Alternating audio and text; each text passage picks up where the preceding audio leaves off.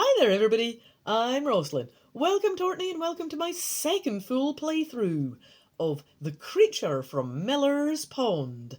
This is number 12 in the Choose Your Own Adventure Bantam-Skylark series. Published in 1983, this was written by Susan Saunders and illustrated by Ted Enik. I have no idea what is supposed to be special about my particular copy. It does claim that it is the special book fair edition, but this little sign on the front appears to be the only... If you know what is supposed to have been special, did it come with an insert that's now gone? I really don't know. I got this second hand all these years later, so I would have no idea. Anyway, Choose Your Own Adventure books do not have a rule system. It's a branching narrative story. Each of my playthroughs is different because of that. It's always a nice time. I'm just going to crack on with the start. Maybe it was the weather last winter, bitterly cold and then suddenly warm. Maybe the freezing and thawing stirred up the mud on the bottom of Miller's Pond in a way it hadn't been stirred up for years. Or maybe it was just time for it to happen. It's the first day of summer and you and your best friend Hal are going fishing.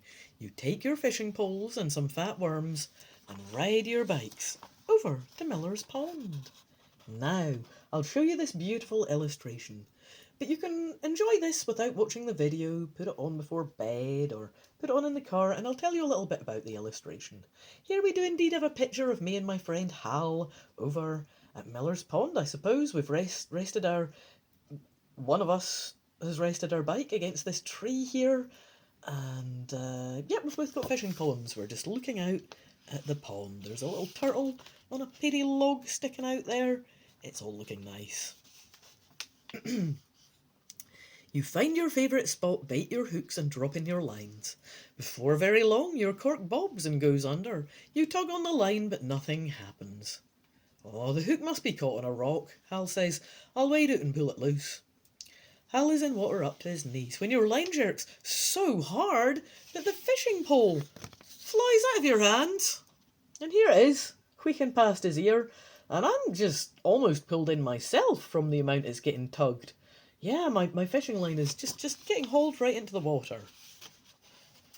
What's going on here, eh?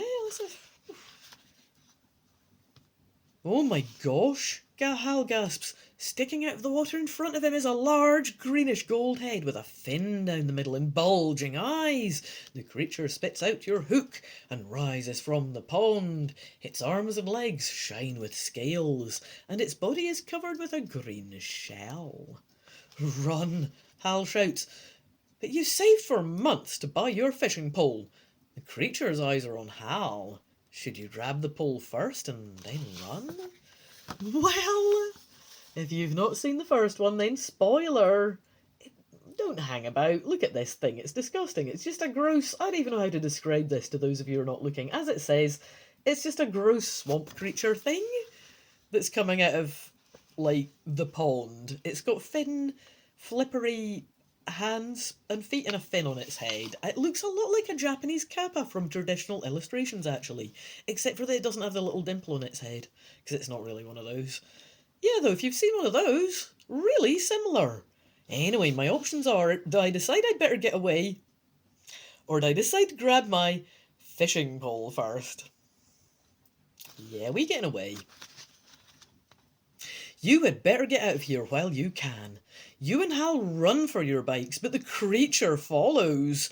Slowly at first, then faster as it gets used to being on land. You pedal as hard as you can, but the creature is not far behind. Let's go to Main Street, Hal says. There will be lots of people to help you on Main Street. But your house is much closer. Ooh, do we think we can outrun this thing is the question then. We do have bikes.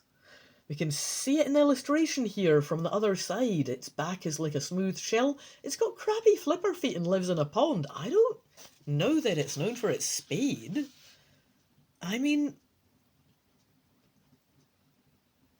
I don't even know if we can lock the door when we get to my house, you know what I mean? Main Street has a lot of people. Ooh, I'm going to have a wee drink while I think. Hang on. Drink and think. Right.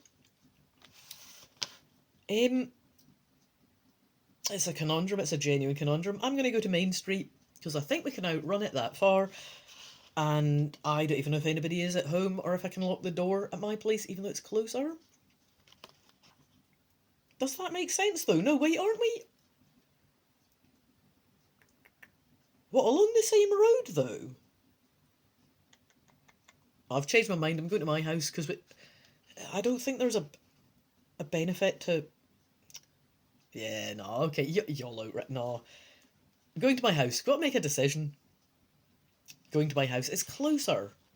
It's closer. Ah...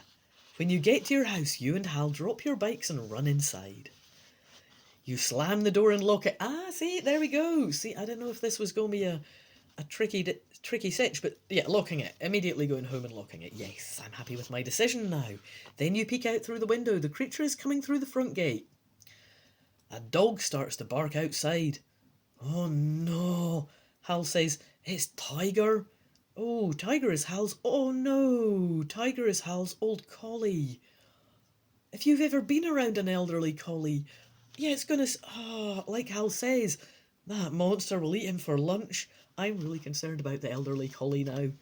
Come on, Team Collie, let's get this dog safe, right? It says, but the creature seems to be afraid of the dog. Oh, that's good.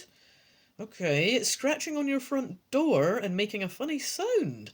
Almost as if it were asking to be let in. Well, yeah, it's just looking monstrous. It's not done anything bad yet, has it, I suppose? Yeah, no, you're not going to open the door. Good, I'm glad we agree, Book. Or are you? Oh, is this the question? Oh, what's going on here? The creature is not much taller than you. Besides, you could probably outrun it if you had to, but it is pretty scary looking. Maybe you should try to trap it and call the animal shelter. Oh, trap it inside. Alright, yeah, no, I'm listening. The creature is rattling the doorknob. Your hand moves towards the knob. If you decide to let the creature into your house, that's an option. The other one is to decide to trap the creature in your garage. And you can see its little flipper reaching out on the outside, and my hand, timorous, reaching towards the knob on the inside. Well... I mean, who just lets it in when a creature is rattling your locked doorknob? I'm going to try and trap it in the garage. I don't know what this thing is. I don't know what's going on, yo. There's only so much YOLO I can do. Right. I'm going to try and trap the creature in the garage. You tell Hal, get Tiger away. You run to the kitchen and open a can of tuna. The creature must like fish. Does make sense, it lives in a pond. When the barking stops, you open the back door and step outside. Hey, you call, dinner? You walk quickly towards the garage, hoping the creature will follow you. You place the tuna on the garage floor and then hide near the window. You watch as the creature walks in and crouches down to eat the fish. Quick, you yell to Hal, who is standing in the driveway. Close the garage door. You climb out the garage window and close it. The creature is caught, but should you call the animal shelter or should you call the aquarium? After all, the creature came via pond. Oh, that's a good point. Call animal shelter or call aquarium. Well, animal shelter probably can't help. Yeah, I'll call aquarium. Good point. Yeah, before I do that, let's see this guy tucking into the tuna. So we've got the creature, he's picked up the tin of tuna. I'm hopping out the window in the background. My mate Hal's pulling down the garage door. The poor thing just looks so confused too. I think the aquarium might freak it out less. I feel sympathetic to the creature. It just looks scary. I don't think it's actually a bad guy, you know. Mr. Gordon from the aquarium is very excited when he receives your phone call. He arrives at your house to pick up the creature. I trapped it myself, you tell him before he drives the creature away in a tanker truck full of water. Trapped it yourself, Hal says. Nothing to it, you tell Hal. Good, Hal says. Then you won't need me for those two. Coming around the corner of the house are two more creatures, and they look hungry. But Hal is gone before he can even shout, bring more fish. Dun dun dun dun. And here's the siblings taking the piss out of each other at the front. Poor creature in the background. Oh, I hoped there would be an ending where he was deposited back into the pond, not just taken off in an aquarium tank. I hope he doesn't get made into a spectacle. Have I had 2 bad endings so far? I'm going to have to keep playing the creature from Miller's Pond and see what else will happen in this fun book. Again, a Bantam-Skylark book, number 12 from that series, a choose-your-own-adventure book written by Susan Saunders, illustrated by Ted Enik. It was published in 1983. It is a fun book. I have been Rosslyn, you've been a lovely audience. This has been Rosslyn, that's been... Actually, you can't see behind the camera. Never mind that. We don't talk about what's behind the camera. We don't talk about that. Anyway, toodaloo.